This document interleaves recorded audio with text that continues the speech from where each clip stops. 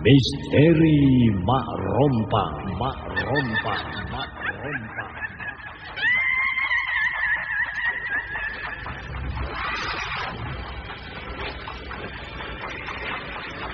Kang Batara, tolong aku, Kang. Cepat kemari, Wulan.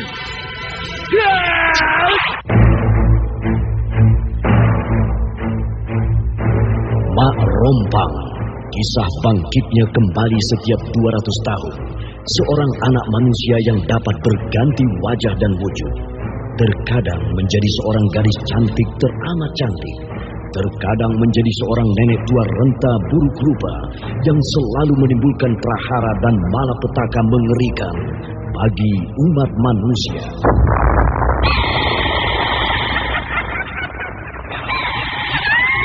Bahaya, kita dalam bahaya. Sudah, cepat tinggalkan tempat ini. Tunggu, Kang Wira. Aku mau menutup warung dulu. Jangan pikirkan warungmu, pikirkan nyawamu. Menjauh! Tuk Tunggal bilang menjauh! Takut itu berapa mana? Tuk Tunggal ada di mana, Wira? Tuk Tunggal berada di dalam kabut. Menyingkir semua! Menyingkir keluar dari desa!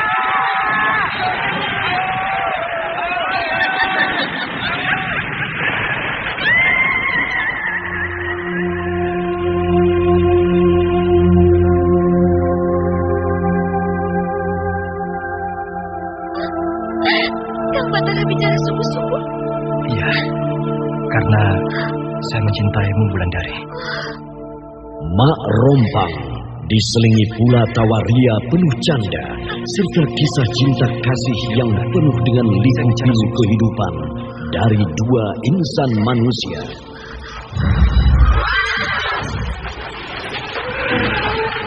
Awas di belakangmu, Wulandari!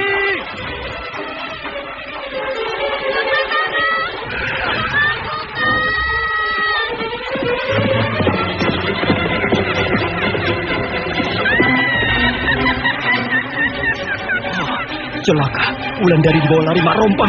Kembang Kemboja, Kembang Kemboja, Kembang Kemboja. Pengantin Kembang Kemboja. Lebih baik aku menghindar dari tempat ini. Maaf, saya lebih baik pulang. Maksud saya tidak mau mengganggu suasana pengantin baru kalian. Pulanglah sebelum terlambat.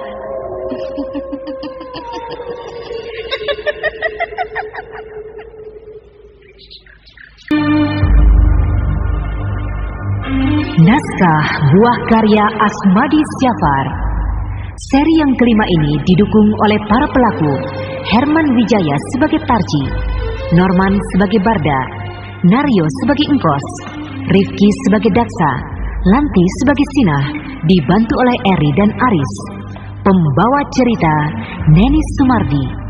Teknik dan montase Agus Budianto dengan sutradara Denny Denhas.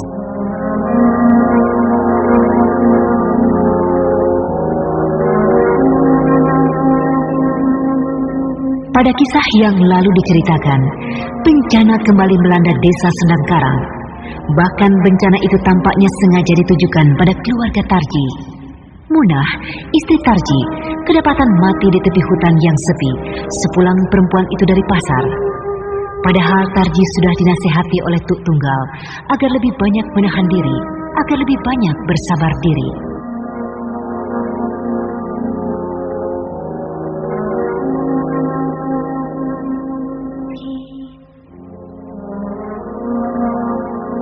Bapak, lalu aku bagaimana? Kau jangan khawatir, anakku. Bapak kan masih ada.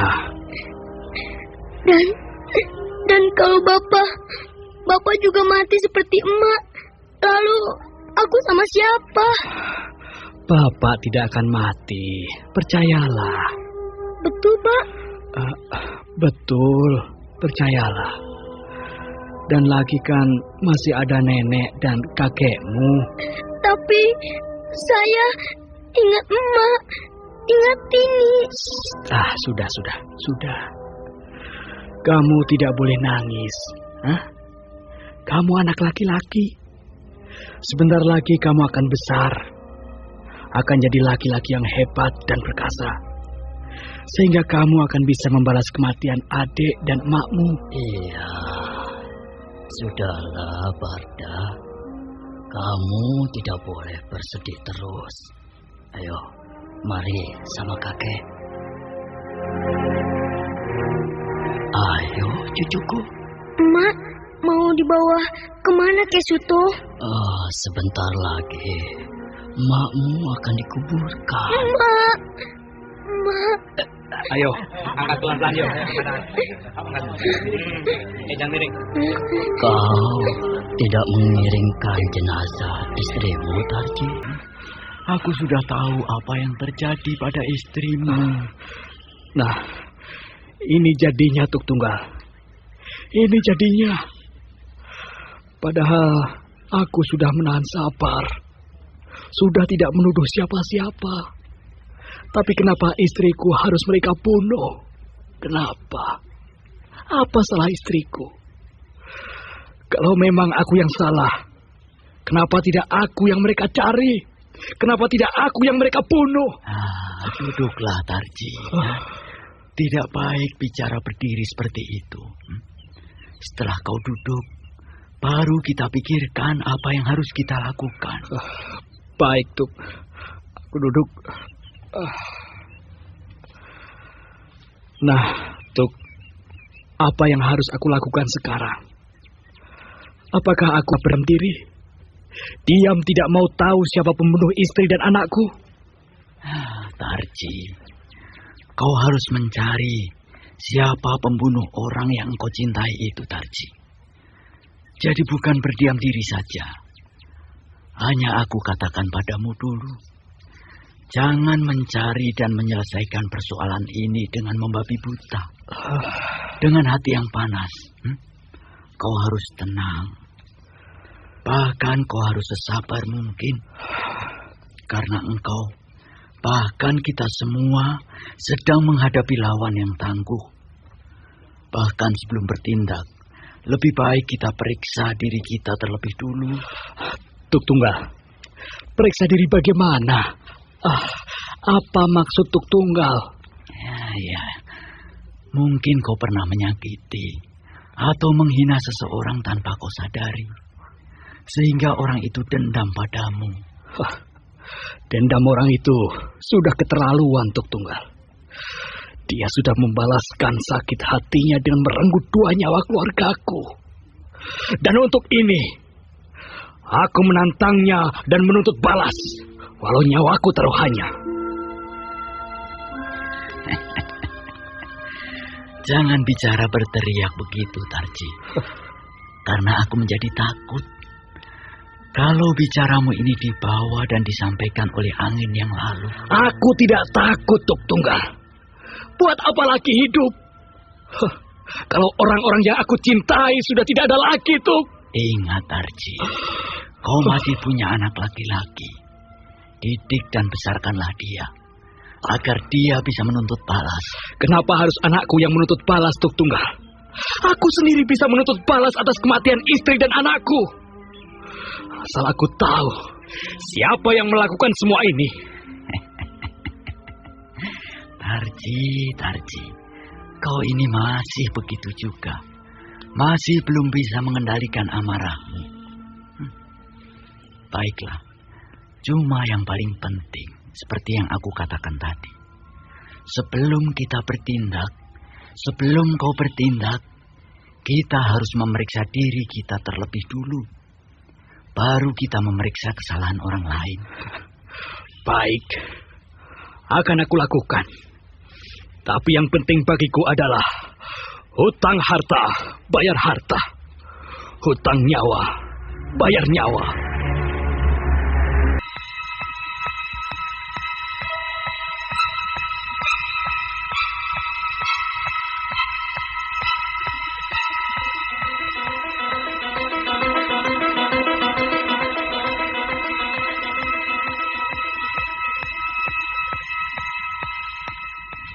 Nah, ini, ayo duduk di sini. Iya. Lihat, kopimu sudah hampir dingin. Biarlah. Bagiku panas atau dingin, sama saja. Berarti kau sudah lama menungguku di warung ini. Iya, sudah. Sejak matahari berada di pucuk pohon ketapang itu. Bagaimana? Berita apa yang kau dengar? Berita tentang apa? Ya, berita tentang keluarga Tarji. Dengar, Tarji pergi kepada Tuk Tunggal. Betul begitu? Ya, kalau terjadi pada keluargaku pun, aku akan menghadap pada Tuk Tunggal. Iya. Kalau tidak kepada Tuk Tunggal, lalu kepada siapa lagi kita harus minta nasihat? Karena orang tua itulah satu-satunya yang mengerti hal-hal seperti ini di desa kita. Dan bukan itu saja. Kejadian-kejadian semacam ini hanya Tuk Tunggal yang bisa mengatasi. Hanya Tuk Tunggal yang bisa menghadapi. Nah, lalu apa kata Tuk Tunggal? Begini, kata Tuk Tunggal, mungkin si Tarji pernah menyakiti hati orang, sehingga orang itu membalasnya, seperti sekarang ini. Kira-kira siapa orangnya yang berbuat seperti ini, Wira? Wah, kalau itu aku tidak tahu. Tapi si Tarji kan memang begitu. Semua orang ditantangnya. Semua orang di desa ini dianggap remeh. Sampai-sampai desa ini akan perang dengan desa lereng. Karena ulah dia, iya kan?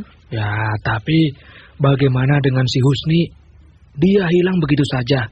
Lalu si Miran, Enda, dan si Tori mati secara mengerikan. Ya, mungkin pembunuh itu salah alamat. Yang dituju keluarga Tarji, tapi yang kena orang lain. Tuk Tunggal bilang begitu? Bukan, ini hanya dugaan saja.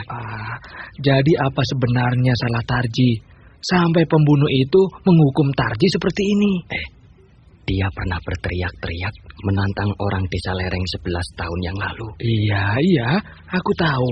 Itu terjadi ketika dia membawa lari Munah dari desa itu. Iya, tapi Tarji kan menantang seluruh orang desa lereng.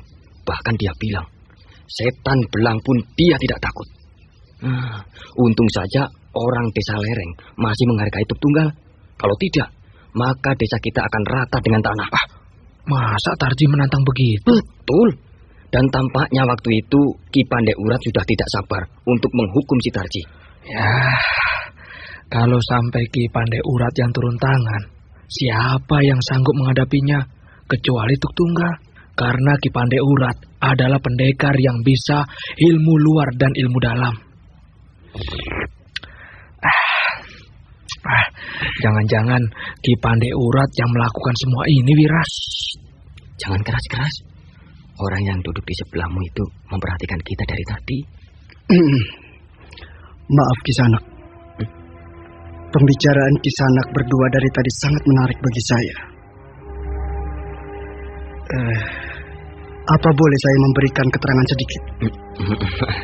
Rasanya Kisanak seperti bukan orang desa ini. Saya belum pernah melihat Kisanak. Ya, saya memang bukan orang desa ini. Hanya kebetulan saya lewat dan mampir di warung ini. Siapa nama Kisanak? Daksa. Saya berasal dari desa yang jauh.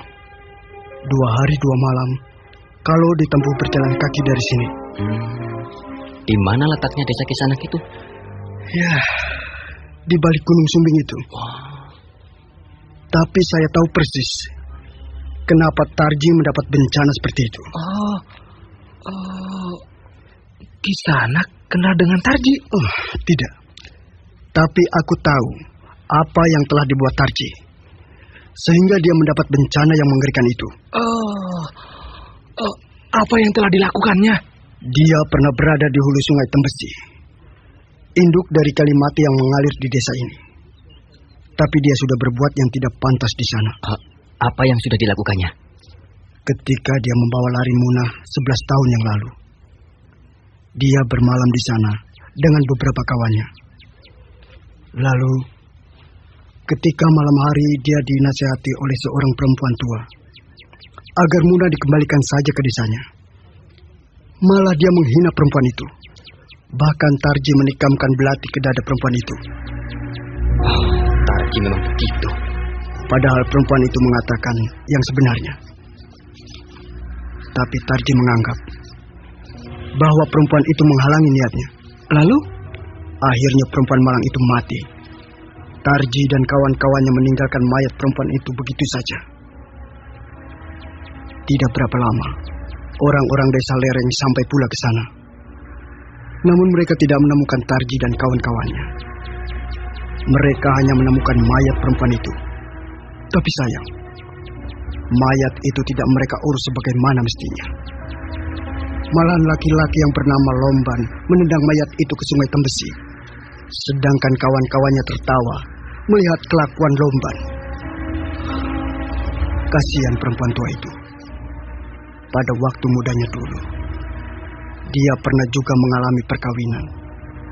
Namun perkawinan itu gagal karena suaminya digait oleh seorang gadis cantik yang mempunyai tai lalat di bibirnya.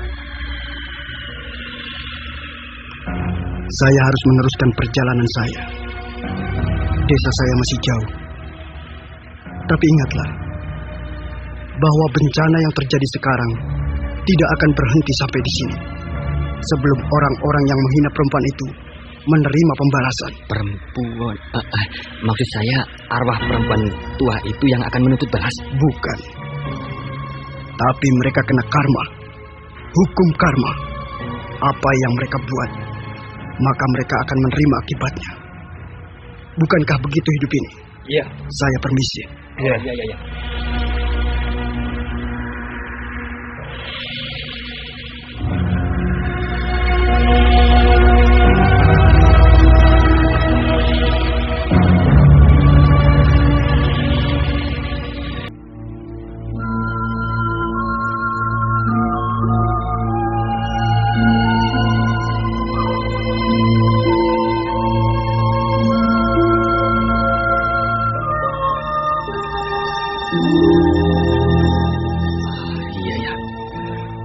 Waktu Tarji melarikan Munah dari desa lereng, Tarji bersama Husni, Tori, Miran, Ranto, Sono, dan Kanaka.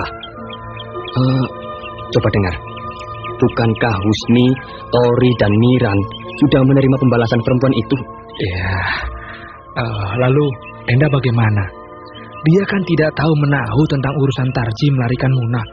Kok Enda juga mati? Ayo. Iya ya. Tapi bukankah Sono kakak Enda? Wah, jadi Enda menanggung perbuatan kakaknya? Nah, rupanya begitu. Dan orang tadi siapa ya? Apa yang dikatakannya persis dengan kejadian yang dialami orang-orang desa ini? Iya ya. Siapa orang itu? Jangan-jangan dia itu... Kita tanya lagi yuk. Pasti dia tahu lebih banyak. Siapa nama orang tadi? Siapa ya? Daksa. Iya Daksa. Daksa. Sudah jauh dia.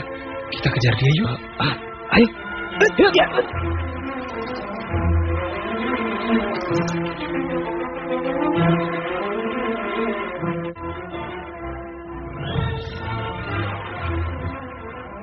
Berhenti dulu. Kemana dia ya? Dia hilang. Tidak mungkin. Dia pasti lewat jalan ini. Tidak ada jalan lain. Iya, jalan ini adalah jalan satu-satunya. Orang aneh. Kita bertemu dengan orang aneh. Dia hadir di hadapan kita, lalu tiba-tiba hilang begitu saja. Engkos, kau lihat. Bulu-bulu tanganku berdiri. Iya, aku juga. Ayo, kita kembali ke warung Sina, ayo.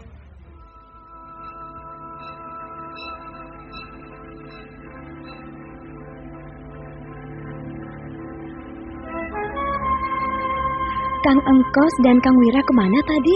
Kok lari ke sana? Seperti ada yang dikejar. Itu tuh, mengejar orang yang duduk minum kopi di sini tadi. Kopi? Siapa yang minum kopi, Kang? Kan ada tadi. Laki-laki itu duduk di sini. Wah, tidak ada laki-laki yang duduk minum kopi di situ, Kang. Kang Engkos mimpi mungkin. Itu gelasnya. Mana gelas kopi orang itu tadi? Kok tidak ada? Memang tidak ada, Kang. Tadi kan ada gelas kopi di situ. Wira, kita sedang berhadapan dengan siapa sebenarnya? Entahlah. Tapi cerita orang tadi, merupakan peringatan bagi kita bahwa desa ini akan terjadi bencana. Kau percaya omongan orang tadi? Iya.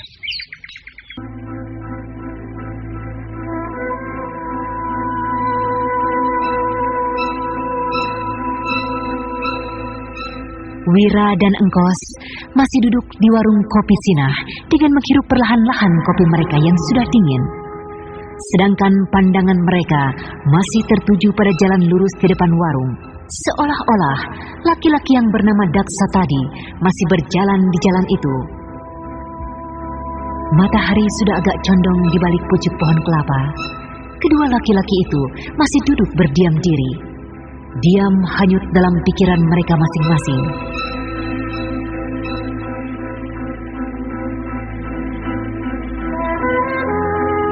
Nah, saudara pendengar, apakah desa mereka masih akan mengalami bencana seperti kata laki-laki aneh tadi? Untuk mengetahui jawabannya, ikutilah lanjutan cerita ini pada seri berikutnya.